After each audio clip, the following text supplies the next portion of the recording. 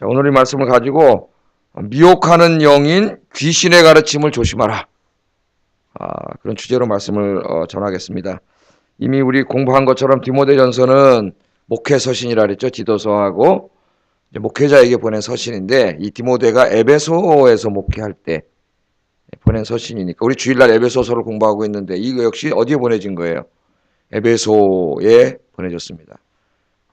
그래서 이 에베소서가 전체 성도들을 중심으로 많이 다루고 있다면은 이 부분은 이제 목회자에게 이제 종교를 주는 교훈의 말씀들인데 에베소 교회 안에 이단들이 많이 들어와가지고 또 어리석은 자들이 이단에 넘어가서 교회가 막 엉망이 되는 가운데 바울이 빨리 가가지고 이것을 해결을 해야 되는데 자기가 갈 수가 없었기 때문에 우리 지난주에 공부했죠. 급하게 이 서신을 하나님 쓰게 하셔가지고 지금 이 에베소의 문제를 다루고 있습니다. 가장 중요한 거는 말씀에서 떠나고 있다는 거예요. 에베소 교회가 말씀에서. 신앙의 큰 위기예요. 내 삶의 모든 영역이 하나님의 말씀 중심의 삶을 살아야 되는데 하나하나 말씀과 상관없는 삶을 사는 거예요. 자기 필요한 부분에. 그렇죠. 뭐 돈 버는 문제, 뭐 이런 것도 시작해가지고 뭐 자녀 키우는 문제.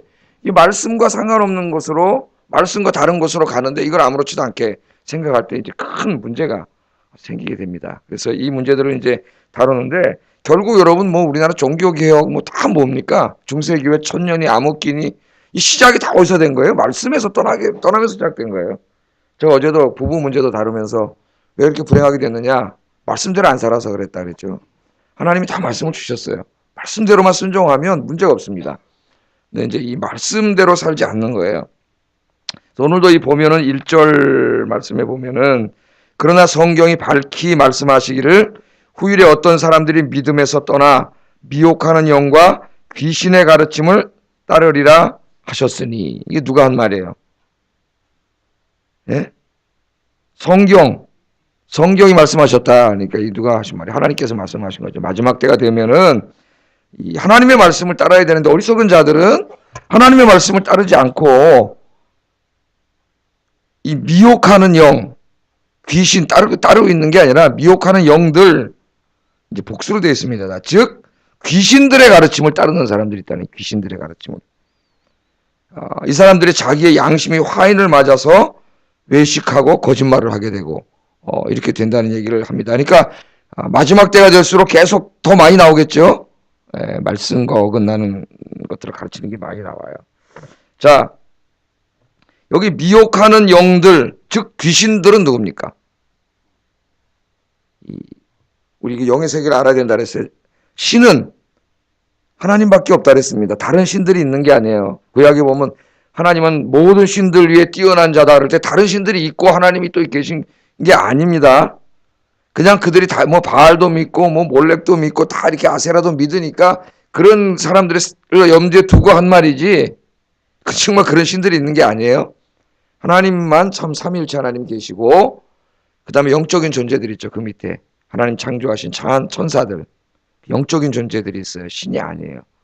근데 영적인 존재들 중에는 좋은 천사 미카엘, 가브리엘과 요한계시록에 보면 하나님을 찬양하는 어마어마한 천사들이 있고 루시퍼와 같이 타락한 천사와 함께 타락한 천사들. 이제 이 타락한 천사의 우두머리를 성경에서는 사탄, 히브리 말로 사탄입니다. 사탄 그대로 발음하면 사탄이에요. 이제 이거 신약에서는 디아볼로스 이렇게 번역을 해가지고 우리말로는 마귀라고 번역을 했기 때문에 우리말로 마귀라고 번역한 것과 사탄은 같은 거예요. 우두머리, 루시퍼이고 우리말 성경에 때로는 귀신들이라고 번역했고 때로는 악한 영들이라고 번역한 것은 그 사탄과 함께 타락한 수많은 이 악한 천사들입니다. 그 수가 엄청 많죠. 예수님 네 이름이 뭐냐 하니까 뭐라 그랬어요? 내가 군대라 그랬습니다. 이는 수가 많음이니라. 그러니까 어떤 사람에게는 마귀가 하나 들어간 게 아니라 귀신이 엄청나게 많이 들어가가지고 그 사람 인생을 다 망쳐놓는 귀신의 목적은 우리 인생을 파괴시키는 거예요. 이걸 잊으면 안 됩니다, 여러분. 자, 이 귀신들의 가르침을 따르는 사람들이 있다 그랬어요. 그래서 우리가 참 중요한 게 이 영적인 분별력입니다. 이 마지막 시대에 진리의 말씀에 굳건히 서가지고 이게 진리인지 아닌지 하나님의 말씀인지 아닌지를 분별하는 영적인 분별력을 위해서 기도하세요, 여러분. 굉장히 중요해요. 영적인 분별력. 이게 하나님께 속한 건지 마귀에게 속한 건지. 이 분별력이 없는 사람들 때문에 이 교회가 힘들어져요. 이게 뭐가 옳은지 그른지도 모르고 뭐가 성령의 역사고 뭐가 마귀의 역사인지도 몰라요. 그러니까 이게 제일 힘든 이런 사람들 때문에 교회가 옳고 그름을 알아야 교회가 바른 길로 가고 하는데 이런 사람들은 맨날 해. 내가 다 좋은 사람이고 이 사람도 좋은 사람 저 사람 이다 보니까 교회가 다 무너지는 거예요. 진리의 굳건히 서야죠. 그죠?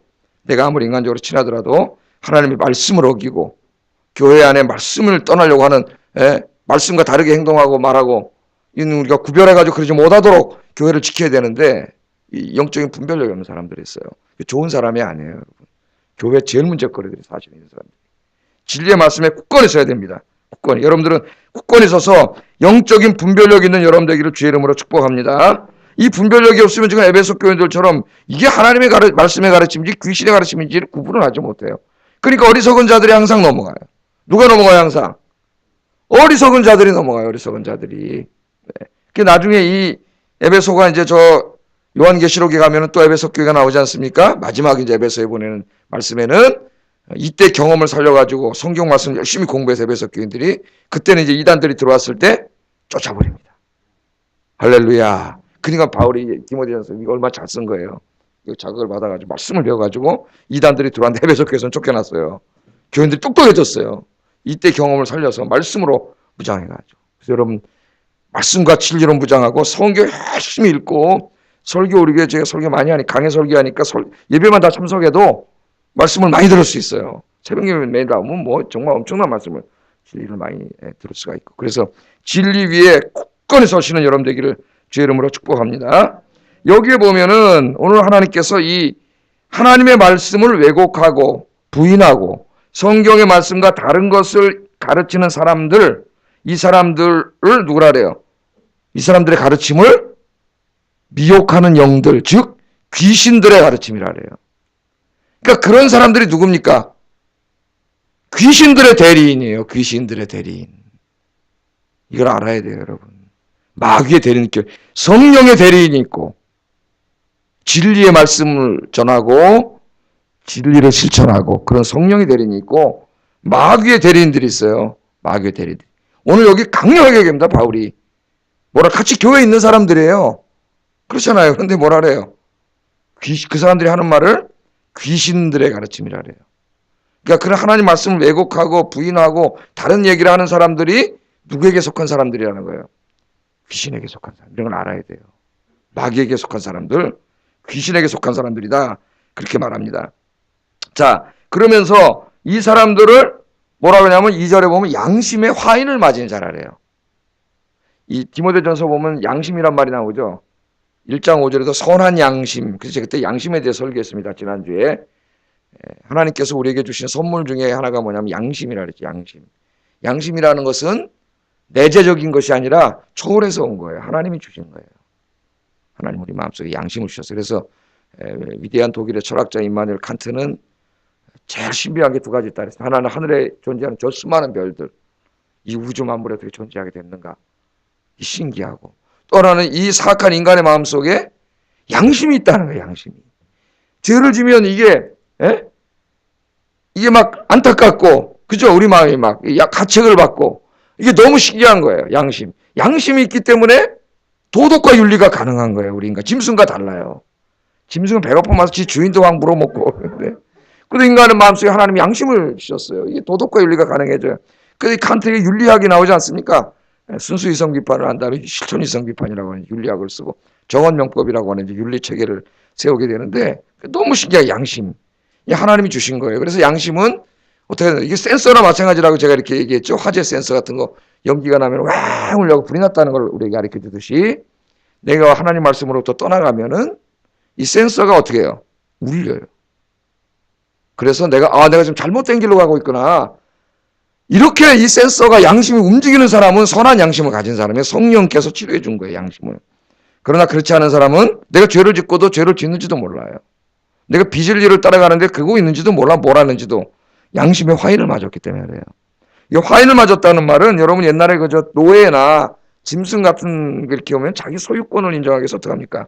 시뻘겋게 달근 인도로 지지잖아요.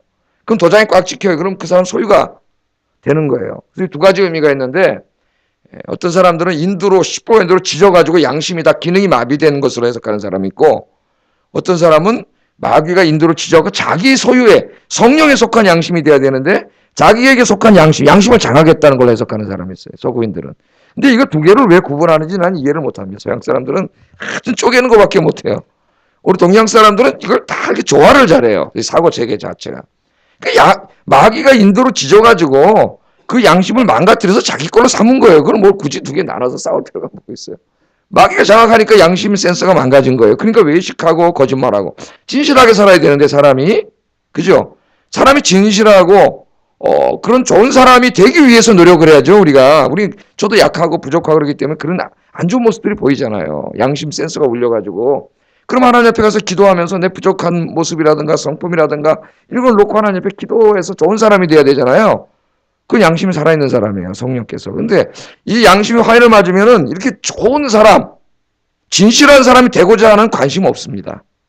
다만 사람들 앞에 그렇게 보이고 싶을 뿐이에요. 그러니까 그게 뭐하는, 그래서 외식을 해요. 외식. 자기가 변화되는 생각을 하지 않고 사람들만 속이는 거죠. 그럼 뭐하냐고. 하나님 다 보고 계신데 그 사람 어떤 사람인지. 예? 그래서 이 양심을 사탄이 인도로 지져놨다는 거예요. 그 기능도 망가지고 센스가 울리지도 않아요. 죄를 져도. 거짓말하고 외식하고 그래도 아무 가책이 없어요. 양심이 망가져서. 근데 여러분, 우리가 주님 앞에 돌아와서 회개하면 어떻게 해요? 성령의 양심을 살려주세요. 살려줬으면 죄에 대해서 굉장히 민감해집니다. 바울처럼, 로마서 5장의 바울처럼 오라 나는 공고한 사람이로다. 그렇게 되고, 오늘 시인처럼 입새에 있는 바람에도 나는 괴로워했다고. 입새에 있는 바람, 야, 그거 좀 기가 막힌 신. 그거 잘 괴로워. 작은 것에도. 그래서 작은 것에도 마음이 아프고 괴롭고 회개하는 사람이 사실 성령 충만한 사람이에요. 성령 충만한 사람. 여러분들은 오늘 이 시간에 기도할 때 하나님 다시 양심의 센서를 살려주시기를 주의 이름으로 축복합니다. 그래서 오늘 이 첫 번째 중요한 것은 복음의 진리 위에 우리가 굳건히 서야 되겠고, 그러기 위해서는 진리를 알기 위해서 노력해야 된다. 반드시 올해는 성경 1독 이상 하고, 좋아하는 말씀은 좀 필사도 한번 해보고, 한번 그렇게 해보세요. 신앙생활을. 엄청난 변화가 있습니다, 여러분. 은혜를 받고. 매년 똑같이 신앙생활 하지 마세요. 좀 성경 배우고, 또 설교 듣고, 이런 일에 여러분, 힘쓰세요. 그래서, 에베소서 4장 13절, 14절 한번 읽어보겠습니다. 여기 없죠? 찾아보세요. 에베소서 4장.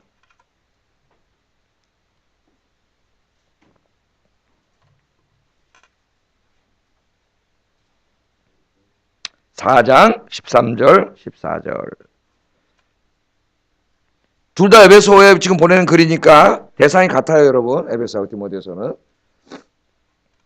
같이 한번 읽어보겠습니다. 시작.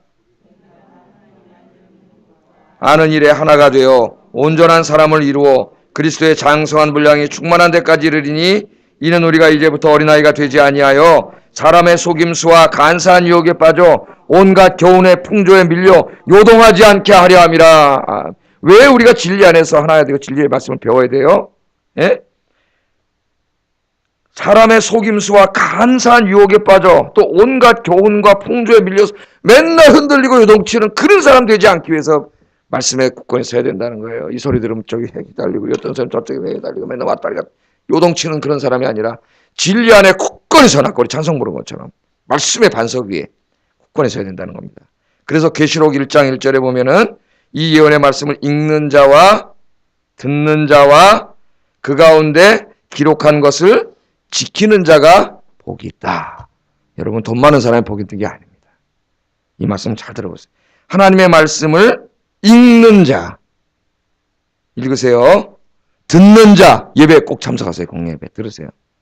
그리고 그것뿐만 그 읽고 들은 말씀대로 사는 자, 이 세 가지예요. 이 사람이 제일 복받은 사람이에요. 하나님 앞에 잊지 마세요, 여러분. 이 사람이 제일 복받은 사람이라는 거, 이 땅에 잠깐입니다. 여러분, 하나님 앞에 갔을 때 이 사람이 제일 복된 사람이에요. 영원한 세상에서 완전히 이제 종말론적인 대역전이 벌어져요. 이 땅에서 뭐 좀 이렇게 내가 뭐 이러고 좀 뭐 직분이 어떻고 뭐 돈이 어떻고 다 소용없어요. 나중에 이게 잠깐의 이상은, 이 세상은. 하나님 앞에 딱 섰을 때 이제 영원한 세상 속에서 이 사람이 어떤 사람이냐 중요하지 않습니까? 이렇게 사는 사람이 제일 복된 사람이라는 거예요. 믿습니까? 그러면 진리의 굳건해서요. 제가 한 가지 말씀드리겠습니다. 한번 제가 옛날에 말씀드렸던 건데, 미국 은행에서 이제 그 은행원들 뽑으면은 그 이제 위패를 구분하는 훈련을 시키는 위조 지폐가 달러니까 여러분 엄청나게 많겠죠. 우리나라 돈하고 상대가 안 되겠죠. 전 세계가 다 달러를 쓰니까 위조 지폐를 이걸 구분해야 되는데 2주인가 3주를 교육시키지 않습니까? 그럼 이제 가면은 이 세상에 존재하는 모든 위패는 다 보겠구나 이러고 직원들이 들어가는데 그 3주간인가 교육 속에 한 번도 위조 지폐를 보여주지 않는답니다. 교육 방법이. 그럼 뭘 보여주냐면 진짜 돈, 진짜 지폐. 이것만 3주 동안 아주 눈에서 눈물 나오도록 3주 동안 그 구석구석을 다 특징만 보여준대요. 그래서 이러면 위패를 어떻게 구분하나 그러고 이 사람이 이제 나왔는데 그 다음에 은행에 배치되니까요. 위조 지폐는 딱 보면 알겠다. 딱 보면. 이 지폐를 너무 많이 받기 때문에 진짜 돈을 딱 보면 안 되는 거예요. 그 제가 옛날에 그 대학생 때 그 홍콩에서 이렇게 들어오는데 국가에서 이렇게 보내준 게 있어. 중국 갔다 대만 갔다 홍콩 갔다 대만 갔다 이렇게 들어오는데 그 같은 친구들이 하나 롤렉스 금딱지 이거 얼마의 그 시계가 여러분 5천 1억 막 이런 시계입니다. 근데 그 모조품 카피 있잖아요. 싸게 파는 시장에서 생긴 건 더 멋있어요. 그게 그거 딱 차고 이렇게 딱 애가 들어오니까 벌써 세관은 이거 좀 보여주세요도 아니더라고요. 이렇게 저쪽에 한 요 정도 이렇게 지나는데 자꾸 불러. 당신은 카피인지 아냐고. 야 기가 막혀요. 카피인지 알아. 예? 여러분 이 정도가 되세요. 누가 와서 뭔 얘기할 때 여러분 이 내가 믿는 진리의 체계를 분명히 알면 이단 가짜는 금방 보여요. 여러분 여러분이 기도해서 성령 충만하면은 이단 사설 마귀의 소리 하는 사람들은 금방 보여요. 이게 안 되기 때문에 나 그거 같이 쫓아다니는 거예요. 진리에 굳건히 서서 여러분 어떤 이단 어떤 하나님 말씀 왜곡하는 소리가 들려와도 금방 구분할 수 있는 여러분 되시기를 주의 이름으로 축복합니다. 이게 제일 중요해요. 마지막 때. 자, 그럼 도대체 이 이단들이 뭐라고 얘기했나? 엄청난 얘기가 나올 것 같은데 이런 얘기가 나와. 이단들이 뭘 가르쳤는데 이렇게 바울이 흥분하고 있는지 3절 4절 한번 읽어보겠습니다. 시작.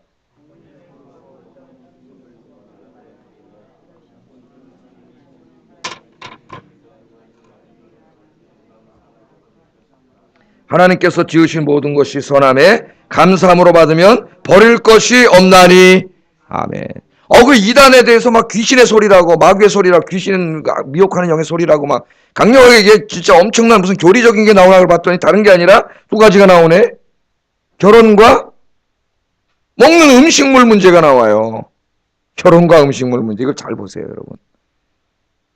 어떤 자들이 뭐라 그래요? 혼인은 하면 안 된다. 결혼을 하면 안 된다. 또 한 사람은 음식물 중에 먹지 않아야 될 음식물이 있다. 그러니까 이건 아마 유대인들하고 관계된 좀 이단들인 것 같아요. 뭐 발이 안 갈라진 거라든가 되새김질하지 않은 돼지고기라든가 뭐 또는 저 재단에 올라갔다 내려온 이방인의 재단에 올라갔다 내려온 무슨 고기라든가 이런 게 많이 나오죠. 로마서 14장 뭐 고린도전서 8장에서 11장까지 10장까지 이런 문제들을 이제 성경에서 많이 다루고 있는데 이 두 가지 문제예요. 두 가지 문제. 어떻게 보면 하나는 성적인 욕망에 관한 것이고 하나는 식욕에 관한 것이니까 어떻게 보면 우리 인간이 이 땅에서 살아가는 데 필요한 것들에 관한 문제입니다. 근데 거기에 대해서 다른 이야기를 하는 사람들을 성경과 다른 이야기를 하고 가르치는 사람들이에요. 그까짓 건 뭐 결혼에 대해서 뭐 음식물에 대해서 아닙니다, 여러분. 여기서부터 바울이 바로잡아야 기회를. 우리가 늘 일상에 대하는 이 문제에서부터 하나님의 말씀대로 이야기하지 않는 이 자체가 엄청난 귀신의 소리라는 거예요. 이게.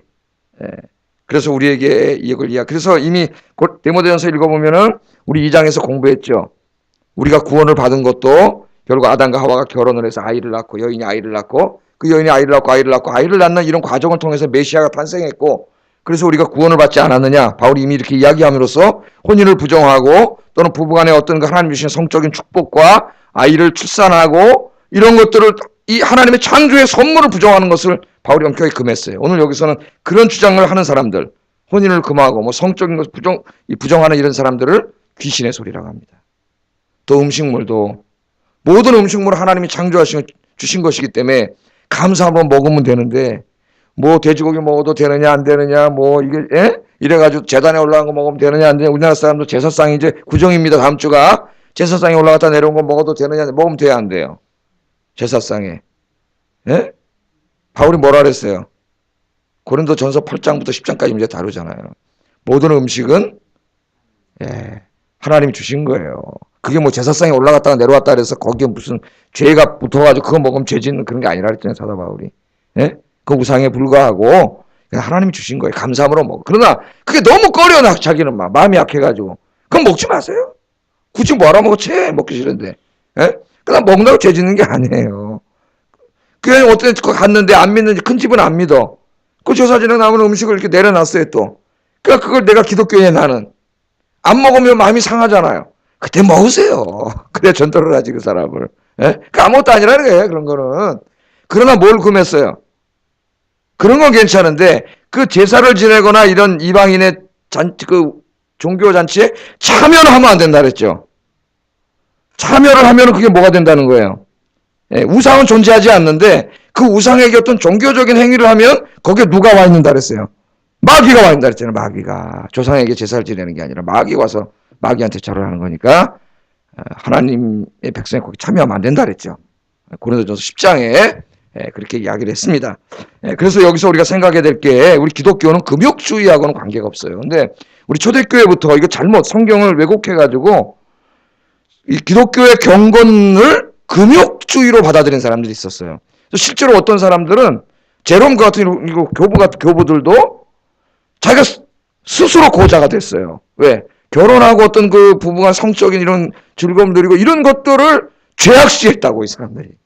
실제로 그런 일이 벌어집니다. 그래가지고 그리스도인의 경건은 기도하고 말씀, 이것만 생각해가지고 그런 실제로 한 사람들이 있어요. 여러분, 이 금욕주의는 디모데 전서에서 귀신의 소리로 지금 강력하게 지금 하나님 책망하고 있는데요. 금욕주의는 기독교가 아니에요. 어떤 우리나라에도 이게 들어와가지고 이 금욕주의를 마치 기독교처럼 그렇게 막 이야기하는 사람이 있어요. 그게 아닙니다, 여러분. 이 금욕주의는 기독교하고는 아무 상관없어요. 성경 말씀의 가르침도 아니고 귀신의 가르침이에요. 귀신의 가르침. 기독교인들은 경건하게 해서 결혼을 안 해야 된다는 둥, 그런 부부간에도 이런, 그런 관계를 안 해야 된다는 둥, 이런 얘기하고 다 가난하게 살아야 된다는 둥, 성경 기독교는 가난하게 살라는 말이 어디 있습니까? 그런 말이 없어요. 다 이단 사설이에요. 세상의 문화들, 영화, 연극, 뮤지컬, 미술 감상, 음악 감상, 여행, 운동, 이게 다 세속적인 것이고, 그런 겁니까? 이런 금욕주의는 귀신의 소리예요, 귀신의 소리. 그래서 이거 착각하지 마세요, 여러분. 하나님하고 아무 상관이 없어요. 그래서 이 라브리 공동체를 창설해가지고 하나님 말씀을 가르치고 기독교 문화 운동을 했던 아주 기독교 훌륭한 목사님이자 장로교 목사님 지성이 있습니다.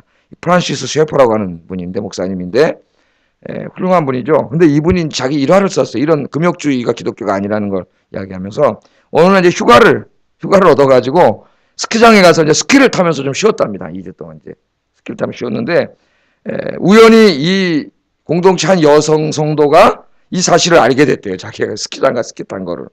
그래서 이 양반이 막 이 시험에 들어가지고 자기를 찾아와서 막 항의하더라는 거예요. 아니, 당신같이 존경받는 기독교 문화운동을 하는 목사님이 아무리 휴가라 그래도 가서 저 기도원에 가서 저기 가서 성경껏 기도를 해야지. 아니, 스키장에 가서 스키를 탑니까? 그러면서 막 경건하게 하지 않았다고 막 그렇더라는 거예요.